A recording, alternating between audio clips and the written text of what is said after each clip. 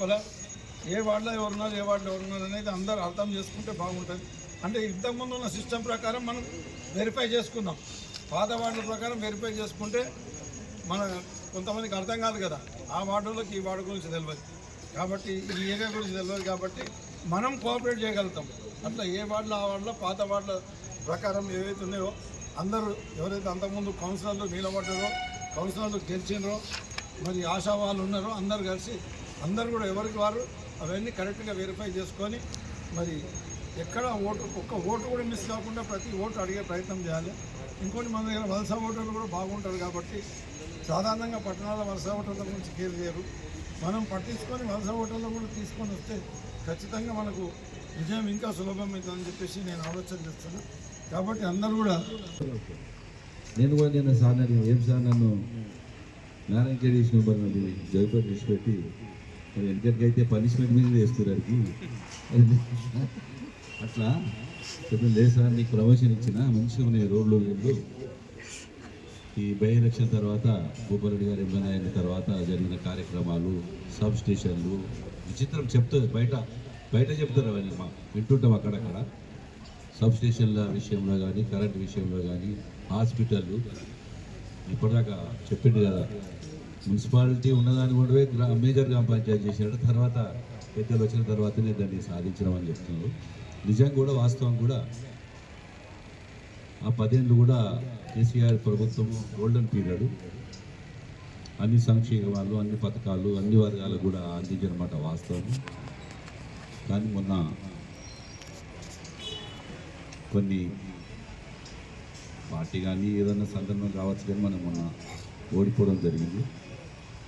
ఇక కాంగ్రెస్ వారు ఆయన బట్టవాదే మాటలు చెప్పి ఇది అదని చెప్పి గెలవడం జరిగింది. ఇప్పటిదాకా చెప్పినట్టు మన పథకాలు అయితే అన్నీ బంద్ అయినాయి, అది అందులో సందేహం లేదు. ఒక పథకం ఇచ్చేడు బస్ ఫీరీ. బస్ ఫీరీ తర్వాత ఏం లేదు. సరే, బస్సు విషయంలో ఏం జరిగిందంటే మొన్న రీసెంట్గా మన ఎంపీ ఎలక్షన్లో మా జగపేట గ్రామంలో కూడా మా కార్తీక మేమంతా ప్రచార సందర్భంగా తిరుగుతుంటే మా ముంగటే గొడవ జరుగుతుంది.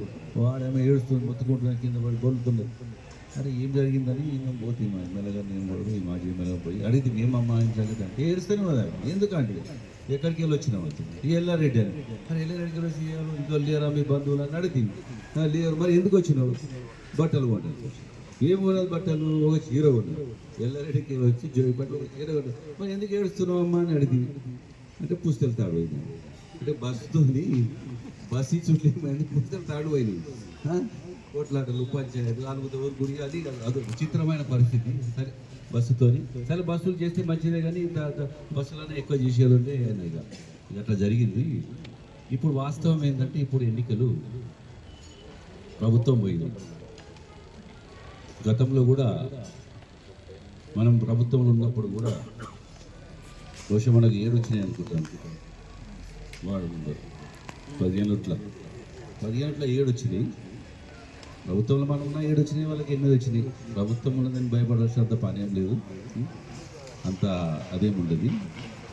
మనం చేసిన పథకాలని కొన్ని చూస్తుంటే 17,600 చిల్లర ఓటర్స్ ఉన్నారు మన నారాయణఖేడ్లో. అలా 9,000 చిల్లర పురుషులు ఉన్నారు. మిగతా అంతా 8,000 మంది ఉన్నారు ఆడవాళ్ళు. 15 ఓట్ల సగం లేడీస్కే పోతాయి. అలా ఎస్సీ, బీసీ, మైనారిటీ, ఎస్టీ ఇవన్నీ పోతాయి. ఒక చైర్మన్ ఉంటాడు. 15 మంది ఇంకా ఆడవాళ్ళు సగం మంది, మహిళలు సగం లేడీస్, అలా ఎస్సీ ఇవన్నీ రిజర్వేషన్స్ ఉంటాయి.